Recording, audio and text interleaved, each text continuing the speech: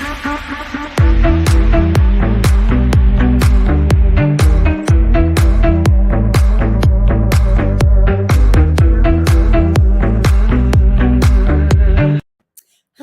I'm Katie McManus, business strategist and leadership coach. Happy Saturday morning, everyone. Coming to you live. Haven't brushed my hair yet. Still in the shirt that I slept in. But you know what? This is day 10 of me going live every day in September. It is also September 10th. You know, funny how that works. Anyway, today I wanted to talk about a question I get a lot from my just starting out clients is, hey, I'm just starting. How do I decide what I should charge? And the general inclination that comes from feeling self-conscious about just starting out and comes from being used to being paid an hourly wage 40 hours a week is that I should discount. I should really figure out what my hour is worth and go from there. And that is wrong. That is wrong. That is the wrongest answer. And I don't want you to feel bad if that's where you're feeling like you should start. It is totally normal. Put my coffee down. Okay. So I want you to take a deep breath with me because we are going to be talking money in this live. And whenever we talk money, we tend to get all crunchy and freaked out and worried that, you know, we're going to name how much we charge for our services. And someone out there is going to be like, oh, no, that's despicable. You're an evil human. You're money grubbing and greedy, and you're going to be going to hell. You need to let that go. Okay. You need to let that go and remember that you are separate from your business.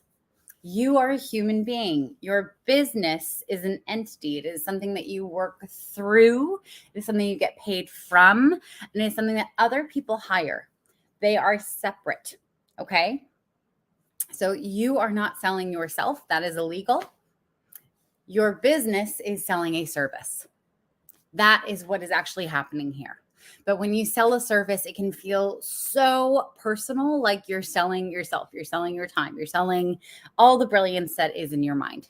Okay. I'm going to talk about 5 things that you need to consider when you're deciding to set your pricing in the very, very beginning of starting your business. And if you've already set your pricing and you kind of screwed it up and you're doing stuff that's contrary to what I'm saying, remember, it's not too late. You can always change it. Okay. It is your business. You own this thing. Okay. So number 1, do not sell your time by the hour. Don't do it. Don't do it. And if you're in a profession like you're a lawyer or you're a consultant where people typically get paid by an hour, remember, you get to pad it, because when you worked for someone else, they were padding it. You were not getting paid every single dollar that the client paid to the business that got trickled down to you. You got paid an hourly rate. The client paid more. Okay. So here's something that a lot of new business owners get freaked out about. I'm just going to cross my legs so it's a little more comfortable on my butt that I hurt falling down the stairs 2 weeks ago. So here's something I want you to remember. Your clients do not give a flying fuck what you think your time is worth. You may think they do. And there may be a couple out there who will start questioning, wow, you got paid that much per hour? They are not your ideal client. Okay. Your ideal client cares about the results that they will get by working with you. Simple as that. They care about the results that they will get by working with you. Now, what you have to ask yourself is, how much are those results worth to them? If you're a marriage coach and you help people get better in their marriage and avoid the big D word, divorce, how much do divorces cost? How much are the legal fees? How much do you lose when you split all your assets? Like, how expensive is it going forward running 2 households instead of 1? You know, they're like buying double for all your kids, buying another bed for them, buying stuff for mom's house and for dad's house, or maybe mom and mom, maybe dad and dad. No judgment. You know, want everyone to feel included here. Divorce happens, and also relationships can be worked out with the right support. if you're a marriage coach who helps people avoid divorce, you're actually helping them avoid a very expensive laundry list of things. And I'm sorry, my brain is moving a couple miles a minute. I've drunk a little too much coffee this morning. So if you are a lawyer, if you're a lawyer who works with clients who have to litigate and, they have to go after contractors who haven't paid them, they wouldn't get paid. They wouldn't get paid otherwise. They have to sue a contractor who hasn't been paying, or someone who hasn't been paying them for their work. What is that worth to them? Okay. I'm actually going to pause the content here. I am getting in my head about something that I said earlier, and I'm like, oh, well, that was weird. They're going to start thinking I'm weird and all this stuff. I just want to name this because this happens. This is so normal. This is what so many people are afraid of when they think about going live. They're like, well, oh my God, what if I say something stupid or it comes out weird and then you have to correct it? And then I'm going to get weird and then I'm going to freeze. I just want to name this because this happens. I go live all the time. I go live all the time, and it happens to the best of us. And deep breath. If this ever happens to you, you get to take a deep breath and you get to name it to your audience, and you get to invite them in behind the scenes, and you get to say, oh my God, like I said something weird for a second there, and I'm overthinking it now. And now, of course, everyone who's in, hi, Sean, welcome. Everyone who's joining now is going to go back and watch the weird thing that I said. It's not that weird. It's just, I said it weird anyway. It's not that big of a deal. It's not that big of a deal. Going live has its risks. Going live, you could stutter, you could stammer, you could start sweating, you could say the wrong thing. You can always make it right. Okay. And you can start getting in your own head about it and let it get in the way of the content that you're delivering, or you can name it and then you can get back to the content. Okay. Like I'm going to do right now. Okay. So number one is you have to remember that your ideal clients do not give a flying fuck what you think your hour is worth. All they care about is what result they will get with you after working with you. And what is that worth to them? If you're working with clients who want to get a better job, they want to switch, say, from an engineering role to a sales role, and sales roles typically, depending on what engineering role you're in, you can make a lot of money in sales, right? You can make anywhere from like $10,000 to $50,000 more per year in sales if you're good at it, right? Imagine over the course of a lifetime, Jason, going human. Yes, I love the going human moments. Just imagine over the course of a lifetime, like how much money they're going to be able to put to their 401k. And retire with, how much more money they're going to make and have a better quality of life. The things that they'll be able to go and do, the experiences they'll be able to have with that extra money. You charging $20 an hour is a drop in the bucket compared to that. Your client doesn't care about how much you charge per hour. They care about the results that they are going to get. Okay. You really don't factor in here. It's the results that factor in. Okay. So that's number one, the number one thing I want you to consider. Number two, it's so tempting when you start out to think, I'm just going to discount myself. I'm going to discount my services. And then I'm going to get all these clients. And then I'm going to prove to them that I'm really good at what I do. And then I'm going to get amazing testimonials from them. And then I'm going to go out and I'm going to charge more. What actually happens when you discount your rates? There are a few things that happen here. Number one, when you discount your services, guess who you attract? You attract discount clients. These are the worst of the worst clients. They are, I hate shitting on any kind of human, but these are the clients who will be the most difficult, who will be the most demanding, who will be the least respectful of your time. They will expect a Ritz-Carlton service for Motel 6 prices. And because you have discounted your services, because you have filled up your business with these discount clients, you are going to be maxed out on time. You're going to be absolutely maxed out on time. You're not going to have the time to deliver the Ritz-Carlton experience for the Motel 6 price, because you're going to have too many clients to be able to make ends meet. Okay? Which means, so let's just back out. Let's zoom out and look at what this means. So you have clients who have huge expectations, are paying a little, and you have this much time available to deliver, right? That is not going to match up to good testimonials. That's going to match up to testimonials that are actually the opposite. They are bad. They are bad reviews on Yelp, bad reviews on Google business pages, bad reviews on Facebook business pages. You do not want that. That's just one part of it, okay? The other element here is that you're going to start selling your services at a discounted price. And you may get some clients that are actually good and decent and you like working with.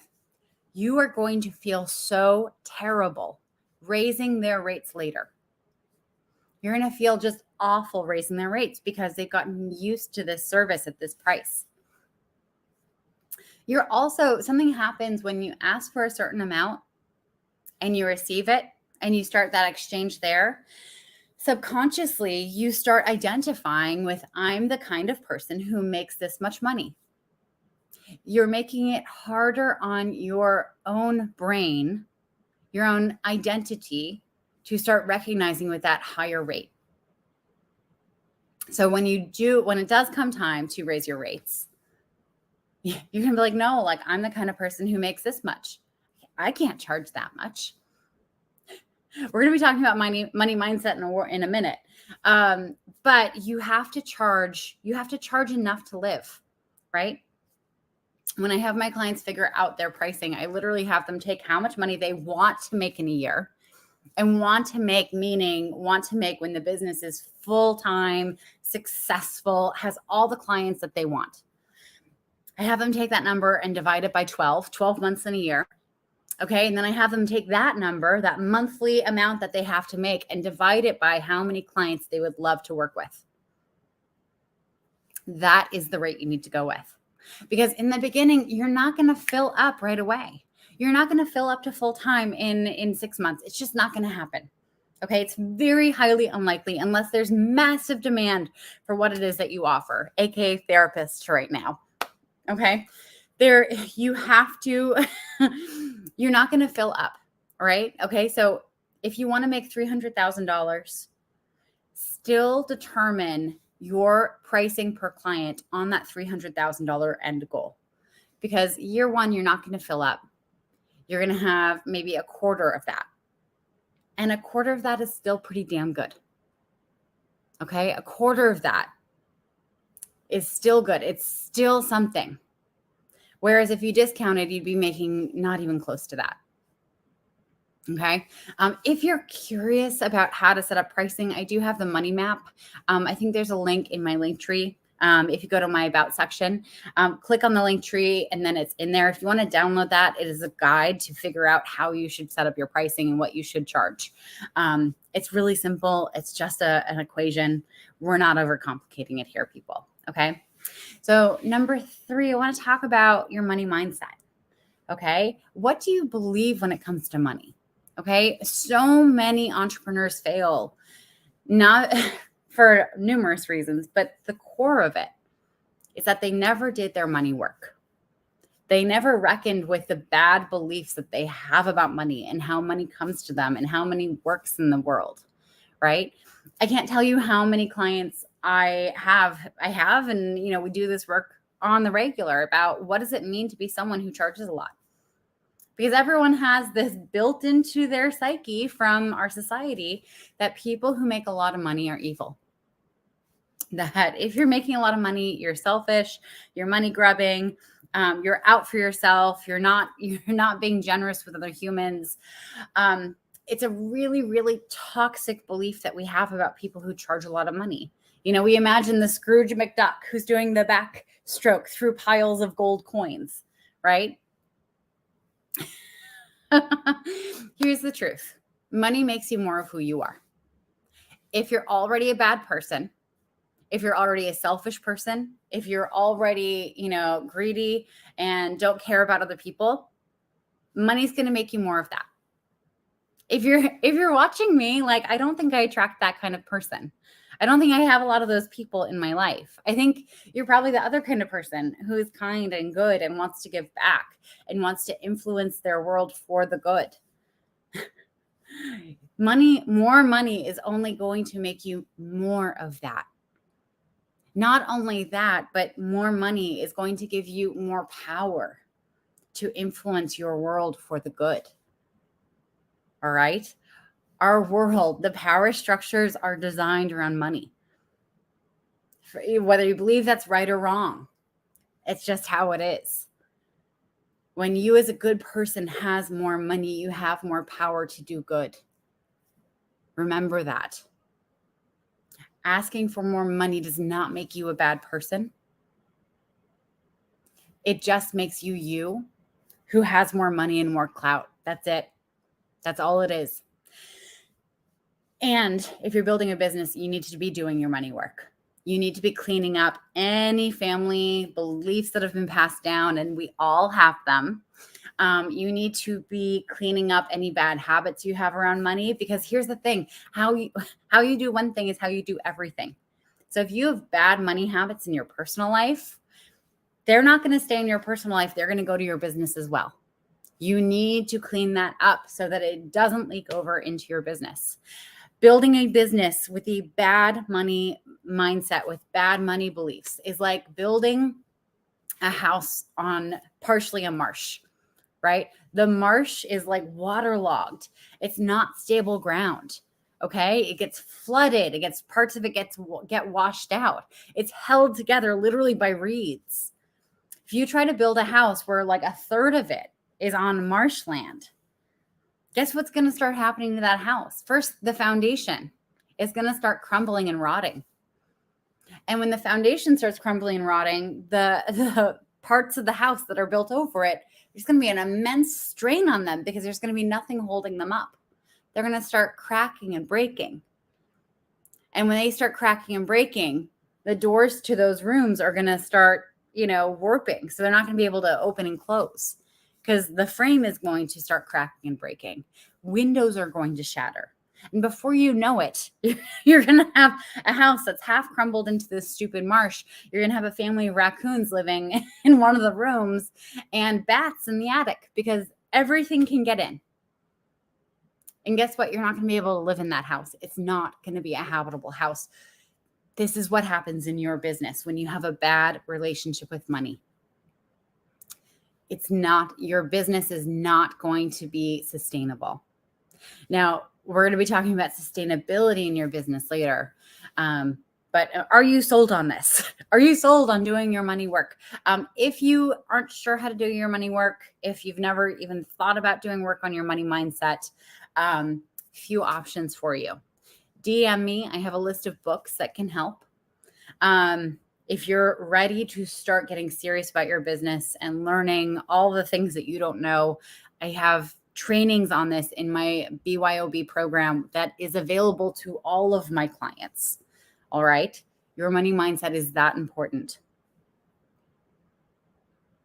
And finally, if you're not ready for any of those things, here's your homework.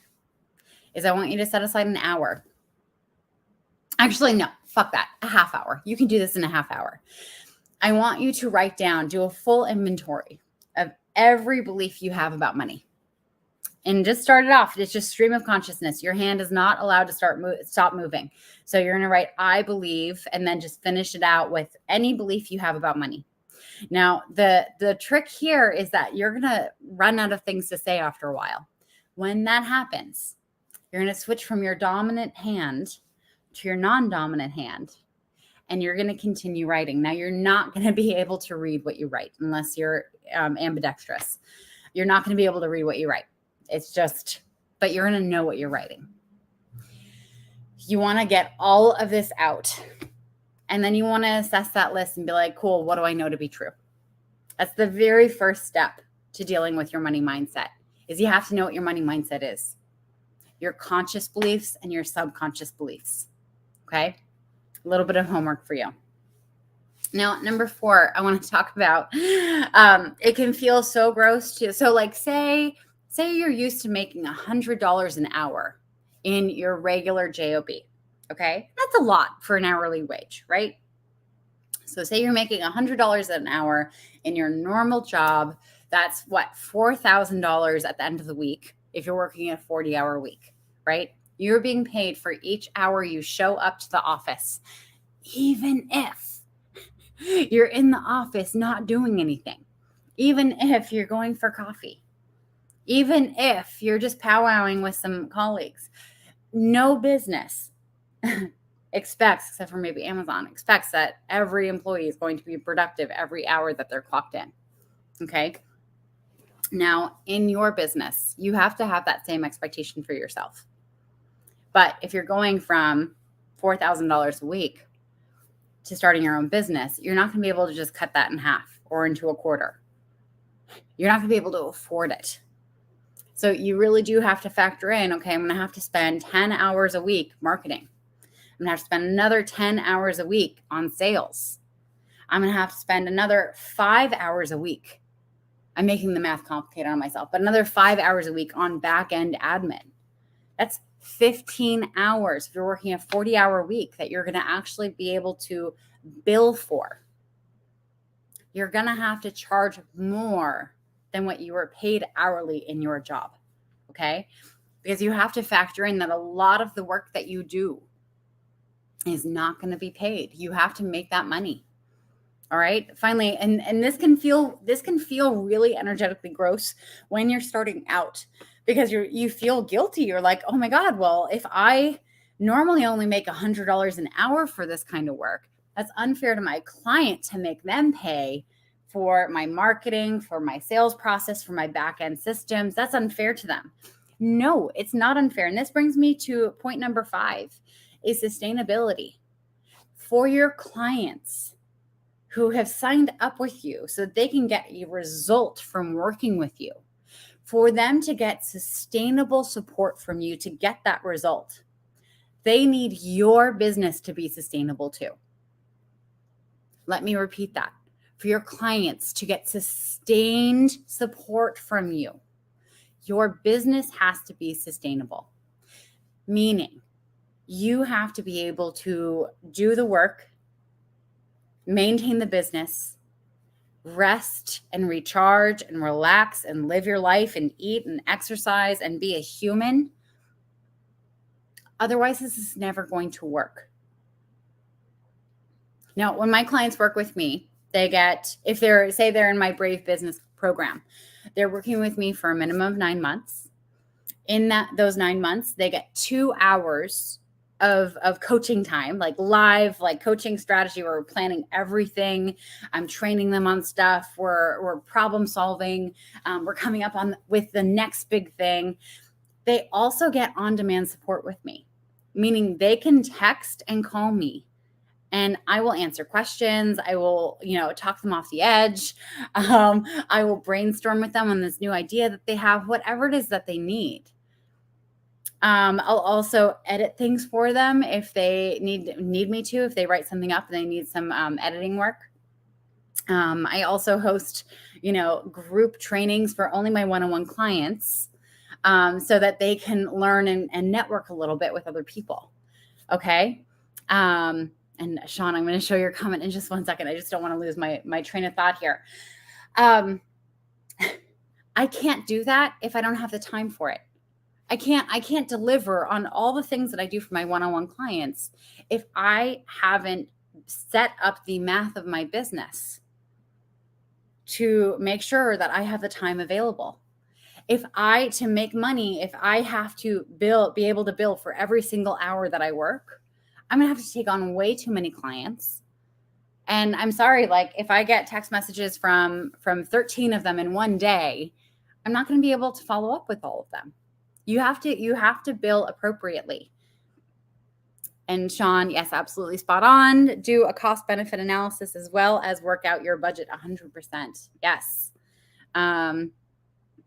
Let me see. Hussein, pricing is a complicated process, but it starts from the time you choose the product and starts to price it roughly before you buy it. And if you see that you can put an increased rate on surprises, whether shipping prices or others, and give up part of the profit margin. Yeah, so exactly. So this is a little different, is selling a product versus selling time, selling a service. But absolutely, you have to plan buffers for surprises, for things not going well. I know a lot of people in the UK are struggling right now because their energy prices have quadrupled, or maybe even more. I can't remember. I've been seeing a lot of different posts about a lot of different things there. You have to make sure that your business is sustainable, because here's the thing. Say you've started a coaching business and you're a year in and you have 7 clients who are really happy with your work and they rely on you and they're in the midst of big transformations in their lives, and you haven't priced accordingly. And you have to say, you know what? I'm so sorry. I have to go back and get a real job now. I have to go back and I have to get a job that pays me enough to live, because this isn't paying me enough to live. That's not your client's problem. That is your fault. That is not the market's fault. It is your fault. You have to ask for enough money to live. If you don't ask for it, no one's going to give it to you. And here's the thing. We're also afraid of hearing no. We're also afraid of getting on a sales call and saying, this is how much I charge, and hearing someone go, oh, that's too much. I can't afford that. Bye, click. It's going to happen. It's going to happen. If you've priced appropriately, you should, seriously, I tell this to my clients. When someone gets on the phone with me and we're talking about working together, and I ask them, what percentage of people say yes to working with you? If they say 100%, that is a huge red flag to me that they're not charging enough, because 100% of people should not work with you. 25 to 50% of the people you speak to should say yes. That's it. Either 1 out of 4 or 2 out of 4 people should say, yes, I'm ready to work with you. If it's more, you're not charging enough. That means 2 to 3 people out of 4 should say, you know what, I'm so sorry, this is too expensive. Can't do it. That is okay. There's nothing wrong with that. It becomes a problem if more than 1 out of 4 people say no. But we can deal with that. Anyway, I didn't mean to go for this long. This is almost a half hour. I have to get grocery shopping and cleaning and get my life in order after this crazy week. Hussein, Sean, Jason, and whoever else is tuned in, I can't see everyone. Thank you so much for watching. I hope this is super useful.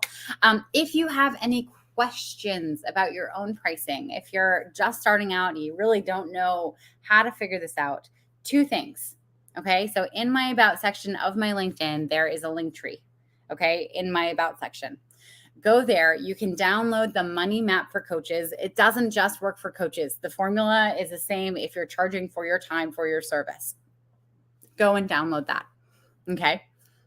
If that's not enough of an answer, if you have more questions, if you're starting this business and kind of realizing like, oh shit, I don't even know what it is that I don't know, which means I don't even know what questions that I need to be asking to figure this out. In there also is a link to a Generate Income strategy call. I want you to go and book one right now. Go ahead and book one right now. You and I will hop on the phone for 30 minutes. We will game plan your next 3 steps.